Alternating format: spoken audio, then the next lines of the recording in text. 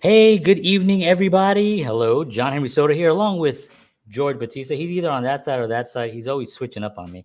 But welcome to Counterparts. We're really excited tonight. We have Hurricane H is in the house. I'm gonna attempt to pronounce the name. I've been practicing it, but he'll correct me. It's Hicham Elanmati. I Close, think I close think enough. that I think that's his middle name is John, and I was like, well, I think I could get John right. That might be the only thing I can get right. But we're very excited to have him on here. He's got a tremendous podcast, video show, and we're going to be talking about that, businesses, and just making things happen for all of us out there. So please stay tuned. Let's listen to some jazz, and we'll come back and have some fun.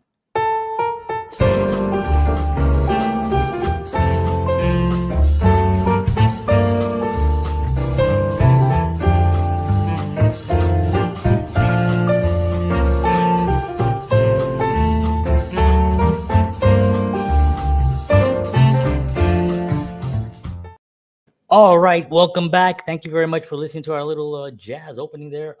So George, why don't you tell us about our guest and let's get going here. Well, first we gotta do some Oh housekeeping. yeah, sorry. Yes, come on, John. Now we got to pay the bills I'm here. sorry.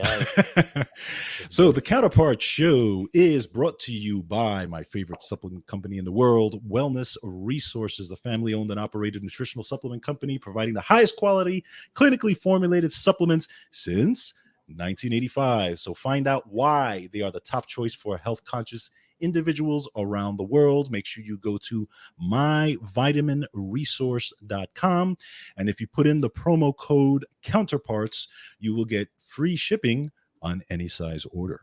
So check it out. Cool. All right, so now we're going to talk about our buddy Hurricane H, and we're excited to have him on. So Hurricane wears many hats, not only as a seasoned healthcare sales executive and a leader with over 27 years of health insurance and managed care experience. He is also the founder and president of Elanmati Media Broadcasting Corporation, network featuring iHealth Radio, iHealth Channel, the Fit and the Fab Channel, the Beauty Channel, the Sales World Channel, and Nutritious TV, just to name a few. He is a journalist, a reporter, and talk show host who is not afraid to tackle tough issues on his show, and he uses his platform to motivate and educate others, and we are so excited to have him on this program. So let's bring him up, Mr. Hurricane H. Woo! All right. What's up? How you doing? Wow.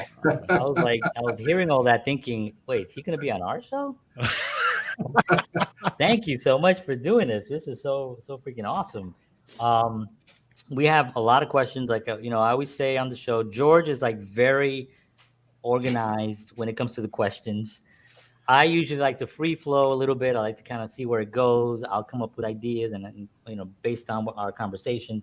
So the first thing I want to say thank you so much, not only for being on the show today, but I also want to thank you for giving us some love on your show and sharing some of our episodes, which are our most viewed episodes, the ones that you've shared.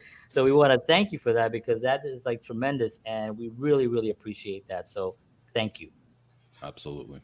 Well, first of all, thank you for having me on the show. Oh, absolutely. Fantastic. I mean, I was looking forward to it. As soon as George said, hey, would you want to be interested in this? I'm like, sure, why not? First of all, George and I, we had a show on our own. We had it owned by, I was the host, he was the guest, and we talked about the good stuff, the nutrition stuff. Yeah. And from there, the discussion took over, and we talked about the opportunity to have because I love your content, by the way, just so you know.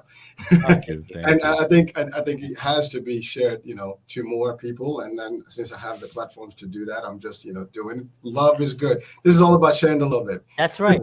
Yeah, that's right. I was actually on a webinar today, and that was one of the main thing that we were talking about, that they were talking about on it, was that the podcast community. I think people think that it's just because you think everybody has like a show, everybody has a podcast, but not really.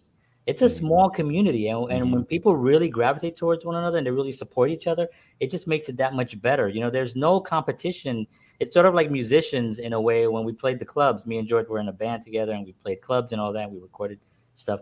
There's a love between musicians, that is just, it bonds you in a way. Same thing with people that are doing this kind of content. It's important. Well, I have to say, first of all, John, George, thank you for that, the opportunity to be here. But I wanted to say one thing. John, I know you and I, we didn't have a discussion prior in terms of the show, but I watch your stuff and I love the things that you do out there. Oh, And, thank you. and your background too. So, I appreciate that. But just to jump on that discussion, the item you just mentioned there about the community, right? Listen, I mean, we all are doing the same thing. We try to send messages, resources, give information, educate, enlighten. I mean, my channel, my network, the mission is really educate, enlighten, inspire, and motivate. So that is pretty much aligned with everybody else that I hear out there. Right. I mean, topics vary. Everybody's got a niche, you know, what they discuss primarily. You know, my background, as you mentioned, and by the way, thank you for that introduction, Joe. Oh, sure, absolutely. Yeah, we can talk about the story behind all that, but really, you know, it's motivated by the idea of sharing and really giving to people, and that's the bottom line. To me, if one person learns something one shot at a time, you know, I'm happy. And over time, a lot of people will learn, and I also give it as a platform to people so they can have a resource. And I'll tell you the story behind it, but we can go as far back as you want, and we can go just as close to the network and when it started. Whatever you want, guys. I'm all yours. Yeah. So I want to hear. So let's go back for a second, because I want to know about you specifically. I want to know where you grew up. I want to know what motive. I know I know some stuff about you, because I know we chatted and we had that great talk last time. I know you're into martial arts and kickboxing and all that. You're definitely into health. You're definitely a motivated guy and stuff. So, but growing up, so how was your what did you do growing up? What were you into, and how did all this start for you? Wow, you're taking me back, man. Yeah, man. Yeah, we're going deep. Deep dive, baby. Well, this is going to age me, but that's okay. No problem, no shame in the game here. So, well, first of all, I just to one thing I wanted to state.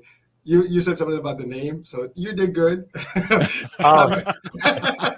I've heard worse, and you did very well. So thank you, I appreciate it. I went to YouTube and I was like, I heard like a clip over and over again. Something. I did the best I could. I do the same. Sometimes some names I don't know how to pronounce them, so I go to those pronunciations and I make sure I get it right. And I verify. Thank you. Yeah, it's Hicham John Elanmati, and there's a story to John, and there's a story why we have Hurricane H here. Yeah, we're gonna get to all that. Absolutely. Well, so let's go back. First things first. There's some echo there, but are you guys okay with that? I didn't hear it. That doesn't bother me. All right, no worries. So I grew up in Morocco. So that's my birth country. That's the where I was born in Rabat, the capital of Morocco, and my journey really, I mean, started as an early little child. You know, I was just getting active with different things, and one of the things that I started with was martial arts. Mm-hmm. You know, my parents, you know, they were strict. They wanted me just to be off the streets and do something and keep busy and get disciplined. Also, I was a little tiny dude, and so I got bullied a lot. so listen, I still get bullied a lot. Well, listen, I'm fortunate that these people exist today, and they will never end. But that was one of the things. So when I was, age 9, you know, my parents says, okay, why don't you get into some activity? And one of them, you know, I did some volleyball, believe me, at that age. And I grew up to actually play some volleyball junior team, local team. And then martial arts became my passion. So that was like every day I was there. I mean, literally, I just finished school, homework, go.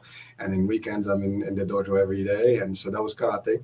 And so I grew up with that, and eventually it built that discipline, and that's martial arts is like military base. I mean, you have all these things. You have the ranking, you have the respect, the discipline. So that helped a lot actually in the first base, if you will, or foundation for me. Mm-hmm. And also I have no siblings, so I kind of grew up all by myself. So you don't have a lot more, nobody else to play with and do stuff. So you get busy with social activities. At the time, there was no social media business. It was just like you go places. so my family was, besides my immediate family, with the martial artists, and friends that I grew up with, and it was a journey. And so again, years go by, and I got to high school. And so at this point, just so you know, my first language was Arabic and French. I mean, now when I say both at the same time, because In Morocco, we're French colony and Spanish colony. So it depends where you were born, and you'll have these languages. So the administrative language is French, and the main language is Arabic. So again, so that was kind of like the thing. So my motivation for the future, my business, my world, my everything, began when I got into high school and I went to my first class in English. Okay. That must have been interesting. It was interesting. And it's a joke, literally. I mean, it's a funny joke, by the way. So I never actually spoken a word of English at the time. So I walk into this classroom and the teacher says, something in English. So I found out later what it was. Well, obviously I figured out what it was, rather soon. I mean, she said, "Good morning, everybody," and that was fun. So, but the way she said it, it was very funny. It sounded weird. It's not cartoons right now. So I started cracking up, and so she was like really pissed with me. She said, "You do that again, you get out of here." Oh wow! It was bad. Education there is a little different, and I thought we're talking the '80s, so this was yeah. So it was a tough break, but from that point on, literally, I became actually so attached to English, believe me. So what I did, I said, okay, well, this is not working. I need to do more. And so I went to the American Language Center and registered as a second, language for me, or a third language at the time. And so when I got there, this was, first year of high school, and they had this little sign every year that they put in the summer that said, "Would you like to work in Epcot Center, Walt Disney World?" Oh. So now I'm looking at that sign like, damn. And so now I'm also surrounded with Americans and American culture and English. So now I'm becoming a lot more attracted to the American culture, the American way. Yeah. I was brought up a little bit more of a French culture-ish, as opposed to the American side. And then I wanted to change everything. So I became American then before I even stepped here. And so, so me and a couple of people started just speaking literally just English between us to practice, right? Because that's what happens in languages, you have to. And so we started doing that, and I became a lot more proficient in it, slowly but surely. So it says basically that the requirements to come to the States at the time were, if you have your high school, you have a good English level, you can apply. And then you basically get an interview, you get this and that, and then you finish that. And if you pass, you pass. They hire you.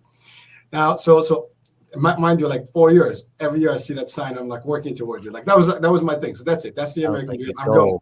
I'm going. That's it. And people laugh at me like, what the hell? Who do you think you are? You're going to go? I mean, this is not like a picnic. It's not just going to walk and to get into the plane and stuff. Just to give you a little background, back then, you can even get a passport in Morocco. It was hard. Oh, really? Let alone a visa, and to get a visa to the States, forget about it. I mean, wow. Immigration is very tight, and we have a very good relationship, the U.S. and Morocco, for centuries. And so there's good scrutiny, but there's also a lot of regulation in terms of the immigration and laws and stuff. So there's no passports, and if you get a passport, it's very almost unlikely you're going to get a visa. So I'm like, okay. So I got to the point where I got my high school. Now I'm like what? Okay, what's going to happen here? I still want to go. But I realized one thing that, you get here, what are you going to do? You're going to like be a bum, do something, you're not going to be good if you come in without any background or stronger education, whatever. So I said, okay, no, I'm going to do something better with my life. Let me go to college. So I actually did register at college, and I went to a special school of tourism. It's an international school. And so that actually helped. So now that I have, not only have the background, I have the requirements, I have a degree in hospitality. And that was actually more welcoming to Disney. Right. Wow. So I go, now comes the interview process, or like the year I wanted to come. So this was 1992. So I graduate. Actually, believe it or not, my graduation day was actually the day I flew here. So. Oh, really? Wow. Yeah. So it was a thing. So I interviewed with the casting, international casting from Disney, and literally we did actually. There's 3 stages. So you do an exam. So basically audio hearing, and of course a written exam. And then basically you pass that, and then you have a first interview with a local person from the school. And it happened to be my teacher, so it was like we're friends, we're just chilling. So it was like, she's like, okay, you got this. So I'm like, okay, now I have to get to the final stage, which is the interviewer from the HR department from Disney. Right. And her name was Becky, beautiful lady. So we had a great time. And she said, okay. Literally before I left, she said, "I'll see you in the U.S." That was wow. that was her last one. Wow. So that was promising, but that doesn't mean anything because you still Right, got to that's go through a true. visa.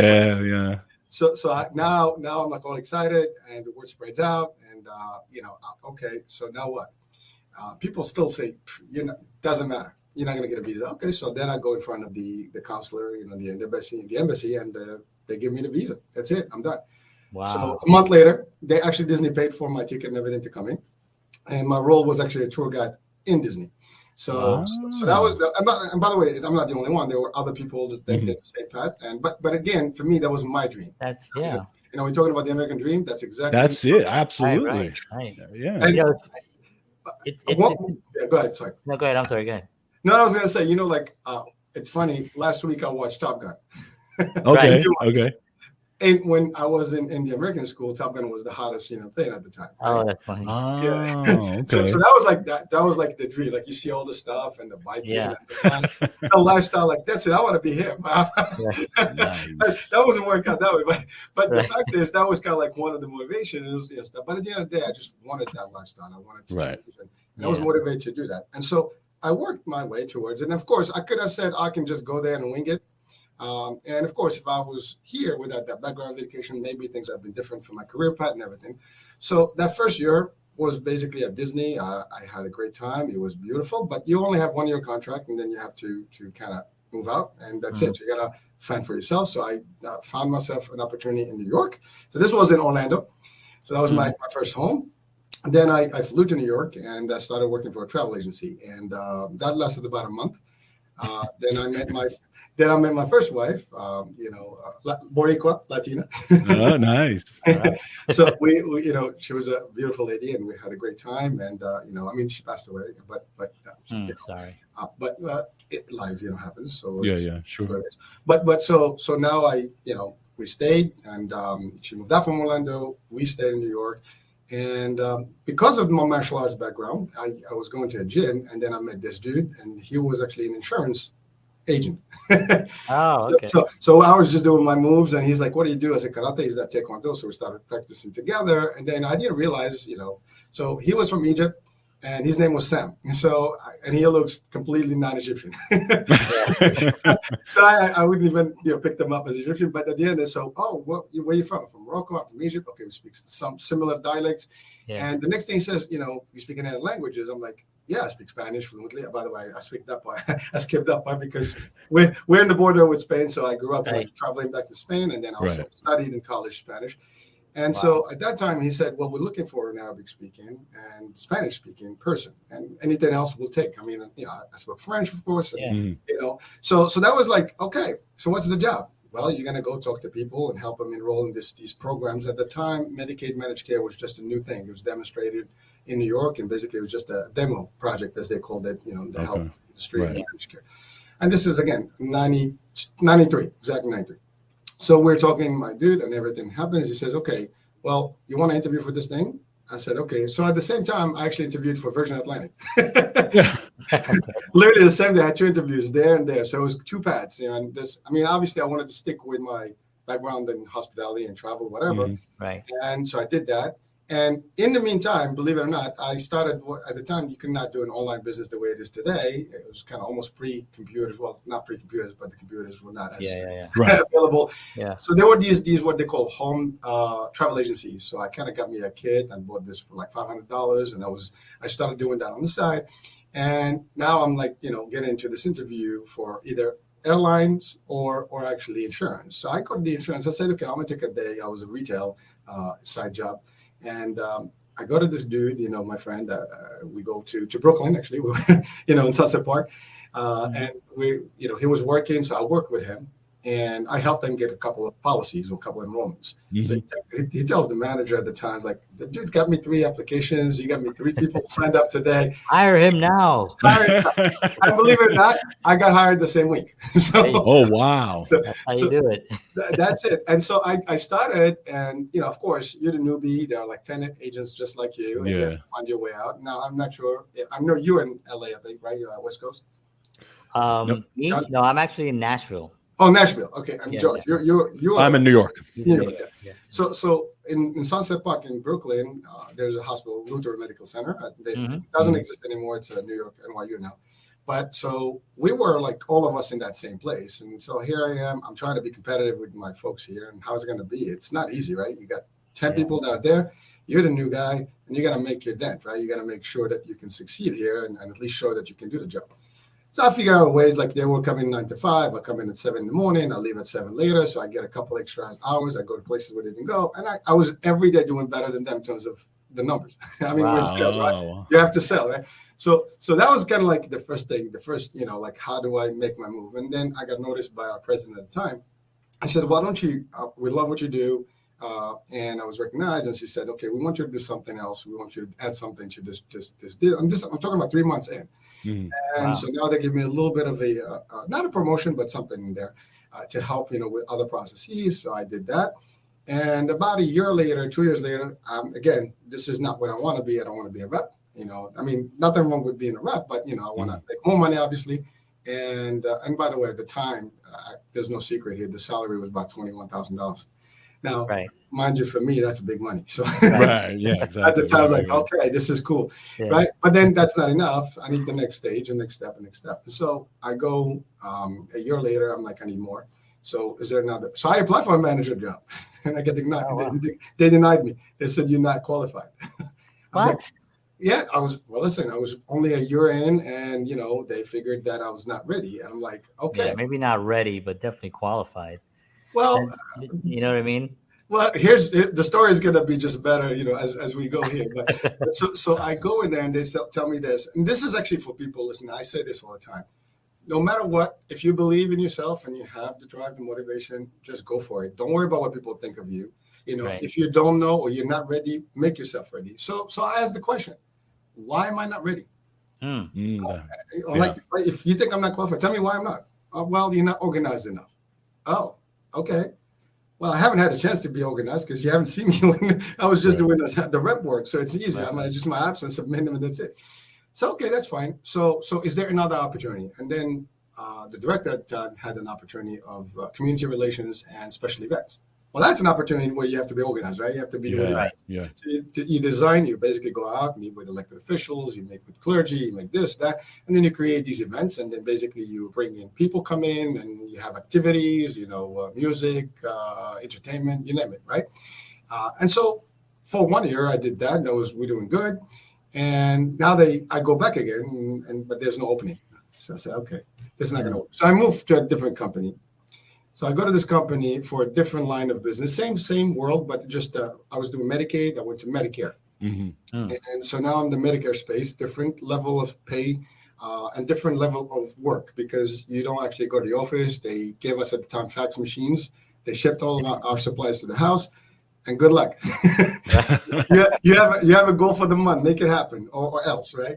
So I'm like, all right, I like this. Now, I went from 21. This was about 45,000 base plus commission. So, hey, things started looking up. Sure. I was like 23, 24 at the time.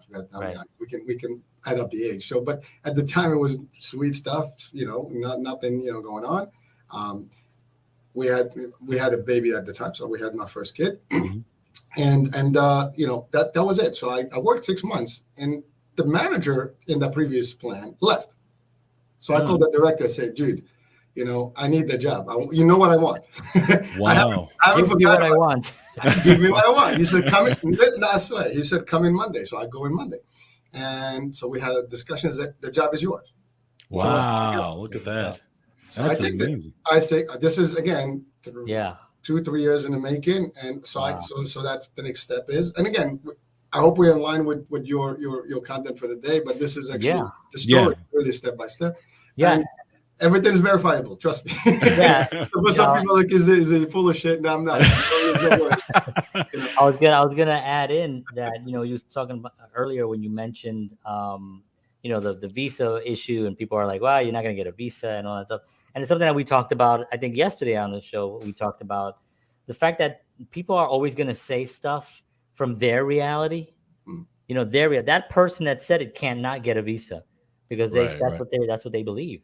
Right. But Exactly. if you don't take on those viewpoints and you don't take on that whatever that stop is, and you just keep moving forward with your purpose. And it seemed like you had a purpose from early on. You're looking up and you're seeing like Epcot Center, and you're seeing Disney, and you're like, that's what I want. That's what I want. That's what I want. And you put that attention on it.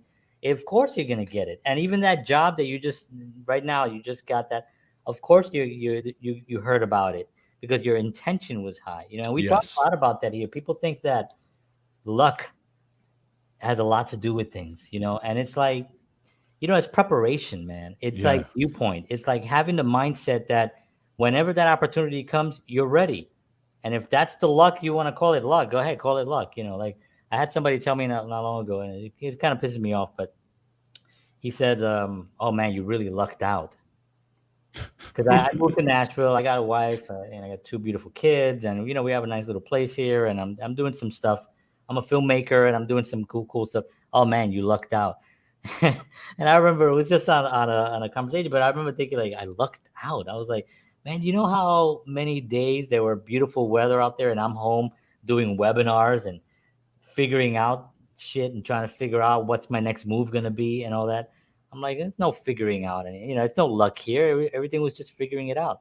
So I love that story. And can you, I'm sorry, George, do you have a... No, keep going. I'll just go on. No, go. You're on a roll.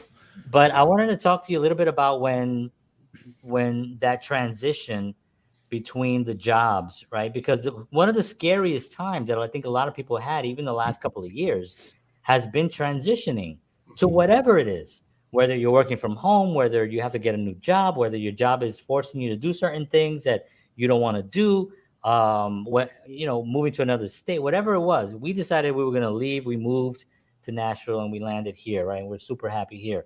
But that transition is really scary. Now, this is a different time, but back then you had the same kind of thing. You're coming from another country. You speak like a lot of languages. You went from French cuisine to American cuisine. I don't know why. You went from like croissants and escargot to hot dogs and. I still do croissant. Yeah. I get it from Costco. There you go. You know what I'm saying? But that transition, what was your mindset during that time? Did you have stops anywhere along the line? Were you having to overcome other people's considerations? Well, certainly. I mean, when the first thing is coming, just leaving your family, right? I mean, we'll talk about that quickly. I mean, like I give this actually in training sometimes when people have these losses of mindset, or they think that the world is going to end. I'm like, if I was able to travel from a continent to another and across the ocean for an opportunity, you think I have a problem moving from one city to the other? Right. And that actually happened when I was in Orlando. Most of the people that did my job or were in Disney recruited from, because in Epcot you have these communities, right? So you have multiple nations in there representing, their countries, and so the people that are authentic. So they bring the French from France, the English, the Germans, and so Japanese. So we all lived in the same complex. We all shared the culture. That's why it was a cultural exchange, but a college program. Right. And so when I was leaving, most of my friends said, "What the hell's wrong with you? Where are you going to go to New York? You can start a job outside here. There's plenty of opportunities. You can work at a store, and you stay." It's like, dude, if you're going to make it in New York, you're going to make it anywhere. And I didn't come here to just go back and work for minimum wage and do what I have to do here just to survive. Not happening. So literally, I took the plane to New York. I didn't have anybody in New York. Wow. I didn't know one person. I didn't have an address. We just got into New York City. I got a bus that took me to 42nd Street in Manhattan. I grabbed the cab and said, "Take me to the first youth hostel, the closest youth hostel you have." Now, youth hostels, as you know, these are just for transitional youth, right. And just go there. We paid $14. Me and a friend of mine, we paid $14 a night for a week until we found a place to stay. Wow. And that was it. So there was talking about planning. So that's the plan. I mean, I kind of set up a job ahead, and again, it's a crapshoot, right? You don't know. You go in and get up there. Right. I wasn't even sure if the guy's going to hire me when you stepped down on that day you showed up, right? But the fact is, he did. So and then we still needed to figure out where we're going to live and so on and so on. But at the end of the day, you got to do what's best. You just move on. Most people, to your point, the reason people have this fear, because it's the unknown, right? You don't know what you're going to find. Right. But historically there was this Gibraltar, right? We all know Gibraltar. So the guy, that mount, the rock, is actually named, from a historic figure, right? And it was a war at the time. This was the Andalusian, and so the Moors, the Spanish, and all this stuff. So there was the Islamic conquest, whatever they at the time. So this dude actually crossed from Tangiers in Morocco to Spain with an army. And basically what he did, he burned the freaking boats, and he says, you know what? That's the sea, and there's the army in front of you. You go ahead and fight. There's no coming back. No coming back. That's it. So that's actually, I use this, analogy that whenever you move, the back is behind you is behind. You leave it, it's gone. There's nothing else. If you look back and you always want to have that little anchor there in the back, on cushion, it ain't happening. You gotta move forward, do your thing, and the rest is history. You gotta figure out. And actually, that's my motto from then. It works today, and we can talk about how the EMBC TV network started shortly. But that's kind of like the same concept. So don't to your question, John, people fear transition because they're afraid of that next move, or they're afraid that it's not going to work. What's the worst that can happen? Right. That's what I always say. If you actually set yourself up that the bad things are going to happen and you can face them, nothing else is going to scare you. You can't be scared. Right. There's nothing to be fearful for. And think how boring life would be if you knew exactly what was going to happen. What the hell is that? There's no fun in that. The whole fun is the adventure of trying to figure stuff out. Exactly. You don't know. How many times have I done things and I'm like, oops. John, you did it. You moved from here. Yeah, we moved, and it was not easy. I remember unloading the truck. It was 96 degrees when we got here in July of last year. It was 96. And I hired some random people that I don't know from Craigslist to help me unload a truck. Some dudes showed up. They were all fine. They all helped me just move stuff out. I was drenched. And I was just like, I'm never going to have to do this like all the time. This is an adventure. I didn't know that I was going to be stuck with the truck because it was late and there was shipping things. And, it was a big kind of mess. But with every single thing that occurred that landed on my plate, I just took it as like some stuff that I just need to handle as opposed to run away from. I think running away is part of the solution of fear. When, people are afraid, they just run the other way. And that's that fear is that thing that you were running away from is still there. And it ain't going anywhere. It's just going to get bigger. Exactly. And you know what? So if you set, first of all, when you're like, it's like a race, right? You start. First step, and you go. Right. Actually, I use this, believe it or not. Some people have fear of flying, as we know, right? So I tell people, I have this thing. This is how I get over it. Once that plane takes off, there's only 2 destinations. So I believe it. I say it, people laugh, but they think I'm crazy. But that's how I set it up. I mean, both of them are going to be beautiful. I'm going to make it to one destination or the other. I'd rather go to the destination I'm actually paid for. Right. But there is one that is going to be certain. And at the end of the day, I'm not worried about that part because if it happens, it's time. And obviously that's not the way to go. Right. Or at least that's not how you want people always afraid of this. But we're all gonna go somewhere. But I'm saying I use those things in my mind to just kind of set me up in terms of like always thinking positive about things. And I tell people this, like my weakness is I don't see negativity. So I don't care what you think. Like I said, this is death. We talked about that right now. And to me, it's not scary because I know it's part of life, and you're gonna have that's the only certain thing in life is that, which is exactly. Right. One of the things that you did and listening to your story is you asked the right questions, and that's one of the things that it's one of the things that I talk to my daughter about. I always ask her. My daughter's 15. She's figuring out things in life. She gets motivated for certain things and everything, and I tell her, listen. Your questions is not why did this happen or why did this happen to me, but how can I fix it? How can I get over this? How can I change this? Just a shift in that question is going to completely change your mindset. And that's how I live, and that's how I was able to, learn how to play the drums really well and learn how to do this and learn how to do all these things because my mind was always like, how do I get over this? How do I figure this out? Questions you ask yourself are huge, right? Yeah, it's cause and effect. Right, exactly. Like, you want to be the effect of it and be like, oh yeah, or you want to be cause over your life. Right, the victim mentality. Right. And, well, it's also comfort zone. People are oh man, they do not want to do. They love that comfort zone. And listen, 90% of people, and maybe I'm exaggerating, but the majority of people like to wake up, they have the routine, they do the same thing, they come back, it's all comfort and stuff. As long as they get that income and they're resourceful and they pay their bills and they can have a good time once a week or twice a week, they're good. See, I'm not like that. I was never like that. I'm not settling for little. I wanted to have a house at a particular time. Guess what? I did buy the house exactly when I put my head to it. Even my first something I skipped when my boss at the time said, I want to give you that job, the events and community relations. He gave me a condition. I didn't have a car then. I lived in Bay Ridge. So I used to actually walk to the office literally or take a bus. And so he said, well, if you want this job, it's going to be all over the city. You need a car. I was like, I need a car, and I get the job. He says, yeah. So I actually borrowed money. I bought a car for $600. I borrowed money. It was it lasted me 3 years. So it was not bad. Oh, okay. It was a Ford Tempo, and it was believe it or not, the joke is I still. The car was beige, seats inside, but they were a little dirty. So I took a spray paint. Literally, I put like leopard looking.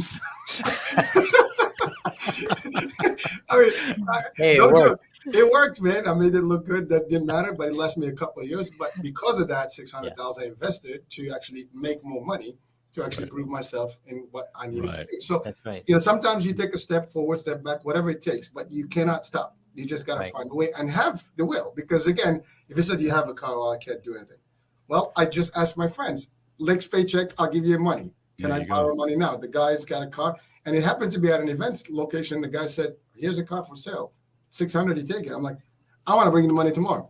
Right. There you go. But see, those are the things. I mean, you have to be solution oriented, as you said. How am I going to do this? Right. And people sometimes, like I said, they're comfortable, they're okay. They don't want to change. I mean, many people do not. Oh, I'm going to leave my family. Again, you asked me about hurdles. That's a big deal. I mean, you're a young dude. You're leaving. You're always been with your parents. You have no other family members or siblings, and now you have to leave your mom, your dad, and literally 9 years later, I didn't see them for 9 years. Well, my mom I did because she came and stayed with me here, but my dad for 9 years I haven't seen him physically. I mean, we talked, and at the time it was WhatsApp and Facebook and Skype. It was you just got to talk to them. Right. So I lost a lot of that, but he was supporting what my decision was. He was there for me. We were not rich. I mean, we were okay. And so they gave me the money to start my journey. And that was it. The rest was on me. So, but that leap, right, into the unknown, it's there. But I have one rule. If someone can make it or can do it, so can I. Exactly. I mean, that's not a rule. I mean, anything that you put your mind on, you can do. You don't know it, you learn it. That's it. I mean, as simple as that. I mean, and we can talk about where the journey took me to today. But that's really. And I use some of these things in my trainings also, like when people are out there, and I give them these facts. Because people say they don't trust you, like, well, you're full of baloney. This is. Dude, I can do it better than you, and I've done it, and I can show you, and that's what I am. So exactly. So that's where we're at. I think you want to. Yeah. So I mean, I want to kind of dive into EMBC and kind of see how that started for you, and what was one of the what was the journey for that, or what was the initial thought that you kind of said, I'm going to start this. What was that? It's a big bite, and you've done incredibly well, and it's very impressive. So it's like, wow. Well, I'll give you so quickly. I want to just kind of move the time, but so in that role, became manager, director, VP. I started a business on the side, and that's how I believe in always having your different eggs in different baskets. So this way you don't kind of always, because shit happens, and sometimes companies shut down, say get out, and that's it, or it's not working out, bye-bye. So you have to relay your family, you have to be responsible and accountable to your personal. And again, I always say I don't work for people, I work for me. Even when I work for corporations, I exchange, my skills and work with them against whatever compensation, and that's actually the financing for my operation. That's it. That's how I put it. But so I started my own agency. I did something else. My wife and I started our own fitness company. And we also started some cosmetic stuff, which is Moroccan oil, right? And so in that discussion, when we did that, about 3 years ago, I was transited to a company in Philadelphia, and for a VP role for the insurance. And when I moved there, obviously I come in from New York, and as you can see, I'm hyper. So, so Perfect for New York. Yeah. yeah. I mean, New York and Philly. I mean, it's like perfect. Well, it's not as bad. I mean, you get first out, it gets even mellow, but even in Philadelphia, the pace was different. At Right. least in the operations, right? So you're in this company and you're running like all over the place, and thus my name, Hurricane H, began. Right. So Hicham is the name. So when I used to come into these meetings, everybody says, "Oh, here comes Hurricane Hicham." Right? Oh, okay. So Okay. but that had nothing to do with NBC. That's not how it Right. started. But Right. there was a reason why I chose that name, because, as you said earlier, it was difficult to pronounce mine. so I had to figure out a stage name to make it easy for people, right? To remember me and also to introduce me. And so as I moved to Philadelphia, this thing happened, right? And I was the VP of Sales and Operations, and there was another VP that got promoted to SVP. She was in marketing. Anyways, not about her, but there was a challenge that was thrown at me. And so I had suggested to do a YouTube channel at the time, for the company. Mm-hmm. Let's do something, Right. to promote ourselves and have, programs, education, nurses come on, doctors do diabetic talk and everything. Same thing here. Right. Because I believe, there's a lack of education. I mean, the media companies out there, I'm not putting any media down here, the standard media is about news, about documentaries, maybe about movies and things. That's all good, but there is a component of resources and maybe even the educational, inspirational stuff like that. You don't see a lot of that on regular media, right? Right. It's like there's a channel for it, like there's a weather channel, but there's no health channel, right? Right. So that's really the concept. So I suggested this to these guys and say, hey, why don't we do this? It's not about it. It's not going to work. Okay. So one day there was one of the employees did a talk show, a religious talk show on Sundays, and so she said, "Why don't we promote, the plan in that show?" Great news. So I assigned one of my representatives to actually go on the show, and it was a radio show. So now a couple of days later, I get this discussion that kind of annoyed the hell out of me, and the person says, "Well, why didn't you go? You're the VP. You should have been on the show." I'm like, what do you mean I can't do this? Is that what it is? I mean, there's a reason I assigned a rep. I mean, the reps are better than me. See, just because you're the VP doesn't mean that you know better than your staff. Right. Your staff is there for a reason, and they know the stuff. We're a team. We have different things that we do. Right. I can do the job, but they do this every day. I do stuff outside. They do the stuff in front. And that's a true leader, actually, what you just described. That's what a leader does. Mm-hmm. Understands they do that all day long. Why would I take that on? It's like exactly. And they're gonna be able to help people not only just on the show, but they can go and meet with these people, present to them, do all stuff. Sure. So there was a strategic reason why I did it, not because I was fearful of going on a talk show. So that's it. That's exactly the driver behind this whole thing. So I'm like, oh yeah, is that how it is? I'm not sure how it's done. This is how I roll. You give me a challenge, I'm gonna make this challenge happen for you. So you know what? Watch. So actually, eventually I left the company. Didn't work out, and so just before I left the company, about 2 months, I actually launched the iHealth Radio. So, and that's when I said there's a weather channel. I realized there is no health channel. Yeah. So because I am actually online, the radio is an online radio, so I cannot call it iHealth Radio. And I think there's only a couple of similar names out there, but they do different things. But so that was it. So I did, the concept was there. I put it together. I needed a stage name, so Hurricane H it became the actual stage name, and it just came in handy. Yeah. They gave it to me. So they give me the motivation, and they give me the name, they give me the drive, and everything else was mine. So I started doing it, and I launched actually in January of 2020, before the pandemic.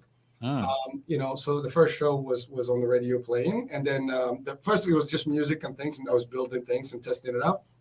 And I did my first show really in February, and I think March was actually the first broadcast on the actual channel, like so the iHealth channel. Then it was iHealth Radio, then iHealth channel, because I figured if we do an audio, might as well do video. Right. Right. And so as I said, since we had the fitness channel, the fitness company, and the beauty company, the cosmetics, I said, well, let's just create different themes. So when I did Disney, when I was at Disney, one of the things that we learned there, we had to actually be part of the business seminars. So they basically, you study in what they call it Disney University, and you pick a subject. So the subject I picked was actually theme parks management. and design. So basically that was kind of like, where the theme concept came. So everything I do in life is always themed. So if I do something, you're going to see this, you're going to see that, you're going to see the look, everything is all about that. Sure, like branding. And the branding, exactly. So technically, every channel has a theme.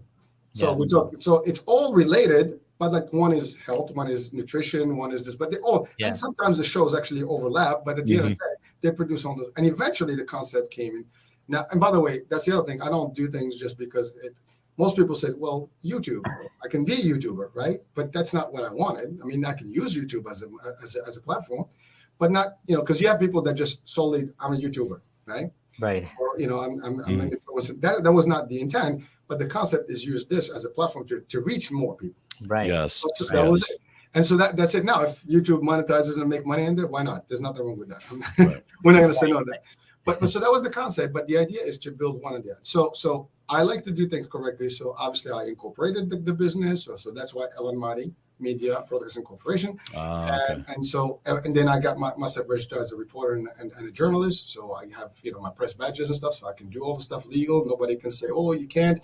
What are you talking about? So it is an official media company that has legitimate credentialing and credentials. So it's not like hey, we're just making it. This is beyond just the usual. So and then from there on, and I started by myself first. It was just me talking about my expertise, the insurance world, and some sales stuff. Yeah. And then I started getting guests, and so they started doing a couple of guests first, and the interviews were like just fun and entertaining and resourceful. And the rest of it, people started sending links. Hey, can I come in? And so of course I participate in different podcast matching platforms. So I get different resources that way, and also I get to my LinkedIn. I get them through my like the last two shows. One of the shows 3 weeks ago was from a guest that I met at a cruise ship as an interview. Oh, wow. So whenever I'm talking to people, hey, listen, I see something interesting that we can share value to the public. For you, it's a win-win. The public learns something and gets exactly. Besides entertainment is education. Like I said, like my motto is time to evolve. This is like the educational network. This is not news network and other things, right? So it's all about bringing, and it's resources. People sometimes don't know where to go.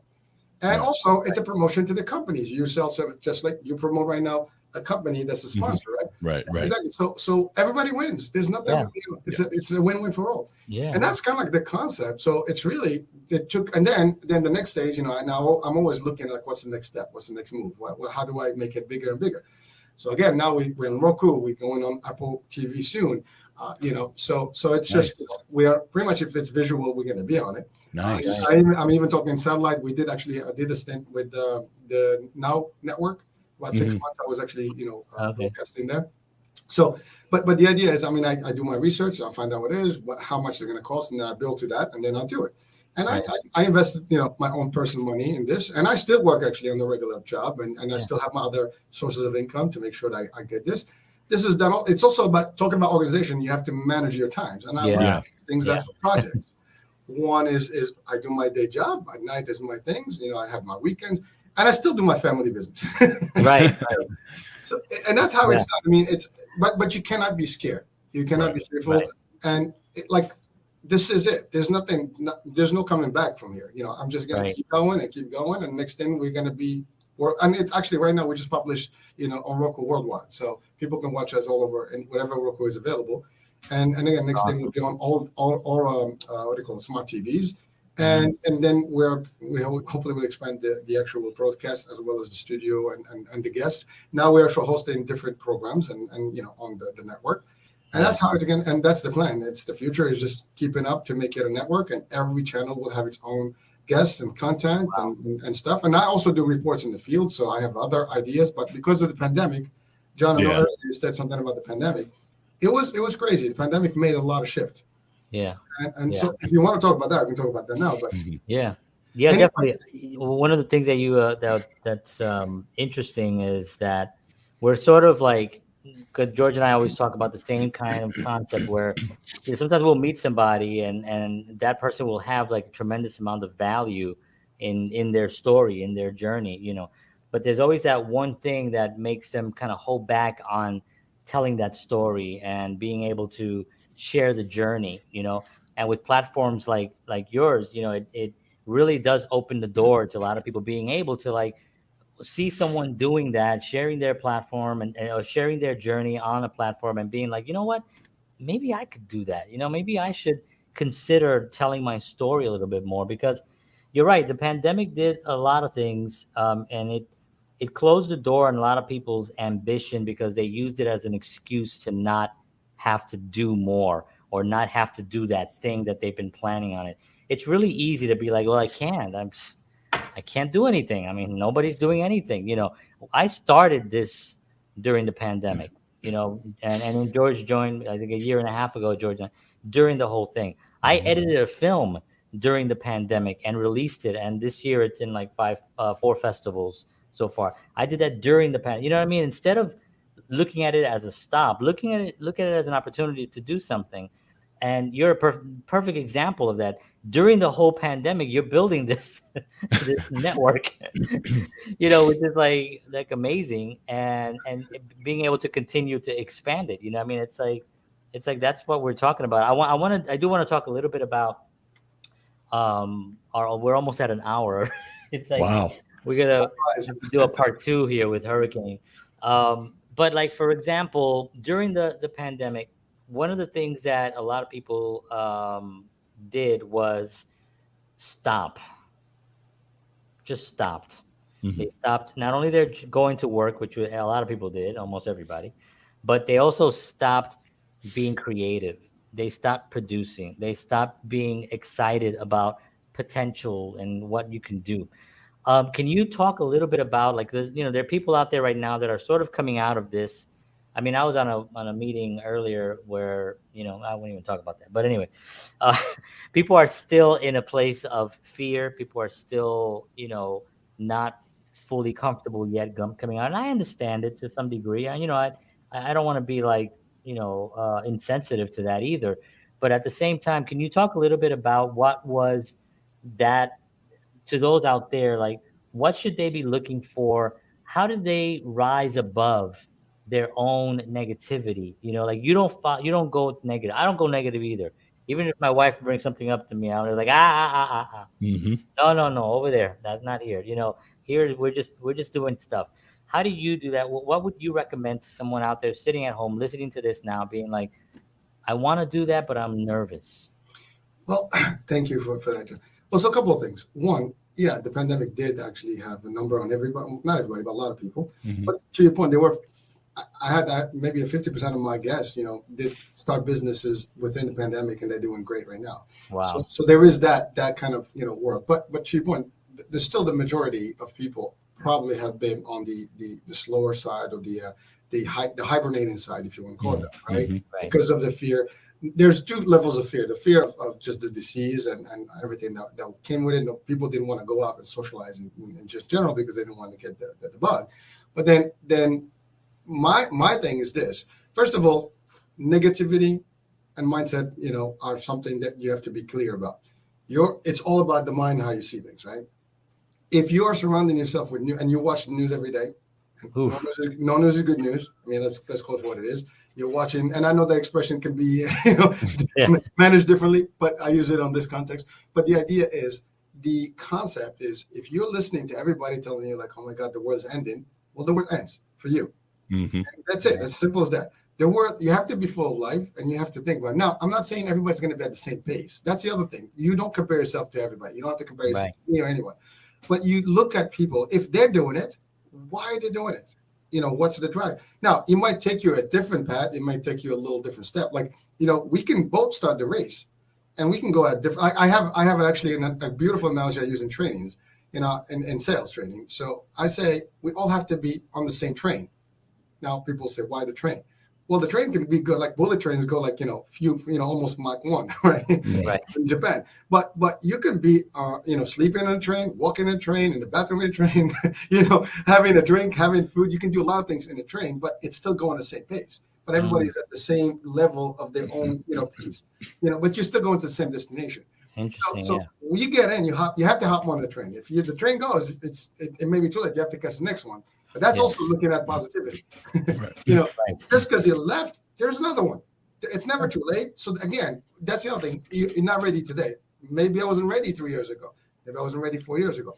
I started business, like I told you, I started the business, the first one in 93. Didn't work out. I started one that was good. I sold it. I started another one that's been hanging out for a few years. I started a couple that didn't, they're still pending, but there's nothing going on with them. But you know what? I try things, Right. I have an invention that is patented and it's out there. It's a 20 years utility patent, and it's alive. I got an idea. I went through it. Wow. It cost me a couple of $1,000s, but you know what? It's there, and I can say I'm proud that I did something that eventually someone may see value of it and use it. Right. But so what I'm saying, it's not about me. It's about how you think about things. We can look at two different things. We're looking at people that are not doing. Well, let's look at the people that are doing. It's the same. Like you can be looking at the cliff. You can be looking at the beautiful scenery. It's up to you. Right. I see there's a lot of memes out there. I mean, the social media, I pop, these things every day, right? Yeah. I'm into all these positive groups and things because it's just your mind, you control. Right. I mean, literally, again, you watch the news, it's depressing, Right. Get motivated, just shows, podcast is great. I mean, you have talking about, the community. There's so much, stuff going on in the podcast world. It is actually the next thing. I mean, people are using podcasts now as a real thing, to convey messages and resources and things like that. There's so many platforms, but don't collapse on yourself and think the world is going to end. Have the ostrich effect. Just because you're going to put your head down and hide doesn't mean if a storm is coming, just being in a house. Yeah, your body's still out there. The storm's coming. You better be prepared for it. But Yeah. at the end of the day, so to talking about preparation. I mean, fail to plan to fail, right? Or also like prior planning prevents poor performance. I use those equally. But the fact is, you always have to be ready. But look at what you're good at. That's the other thing. What can I do? Can I start something? Am I good at talking? Like I make a joke all the time. Like I'm in sales. We make a living talking. We talk bullshit every day. Right. Some people don't get paid. We get paid. That's it. So, so again, use your own skills. And some people are talented with their hands. So you're a musician. You make movies. So use what you love, right? Yeah. And that's the other thing. Find your passion. Work towards it. That's it. There's no. I mean, that's the magic formula. And by the way, many people dread their job.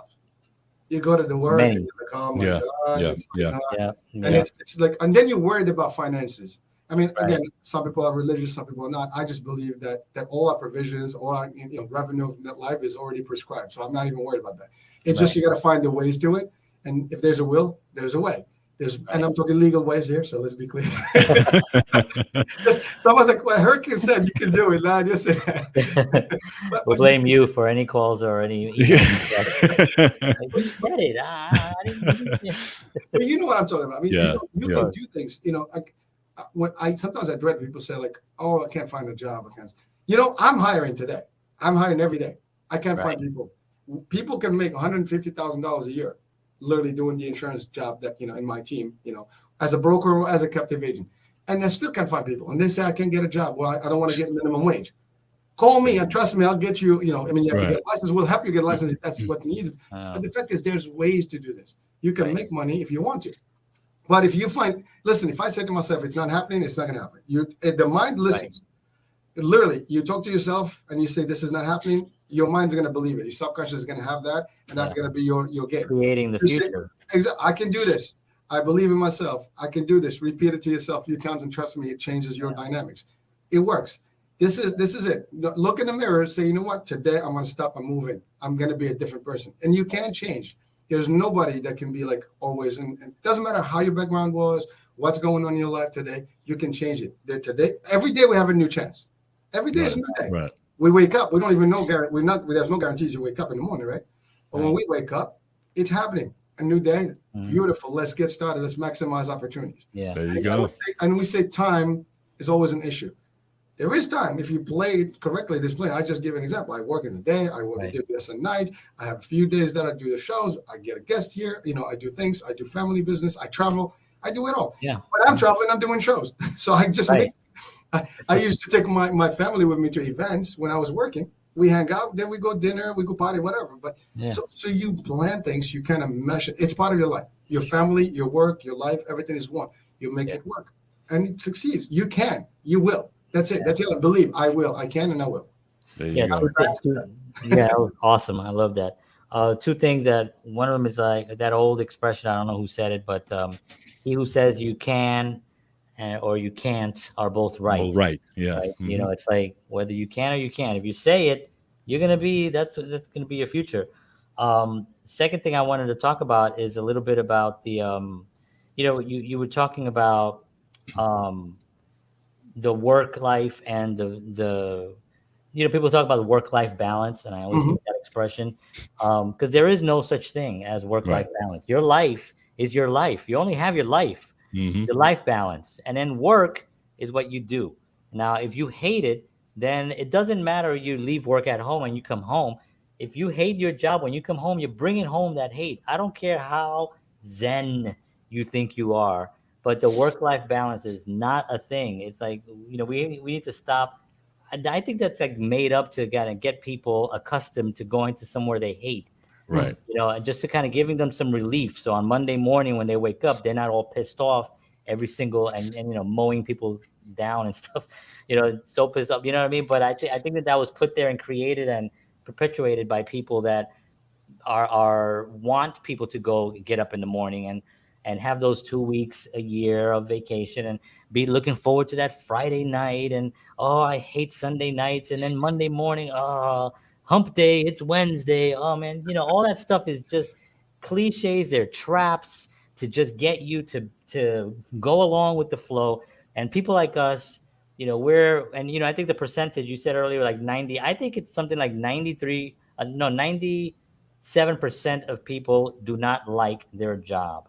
Hmm. There's only 3% that are like entrepreneurs, creators, people that actually enjoy their job, people that went to school, graduated, and did the thing they studied in school for a Right. living, which is very rare in itself. Right. And I think that that's something that is really part of our purpose. I think in this show and your show, Hurricane, is that to kind of illustrate that and to show, look, you can do it. You know what I mean? You Yeah. have to first have change your viewpoint.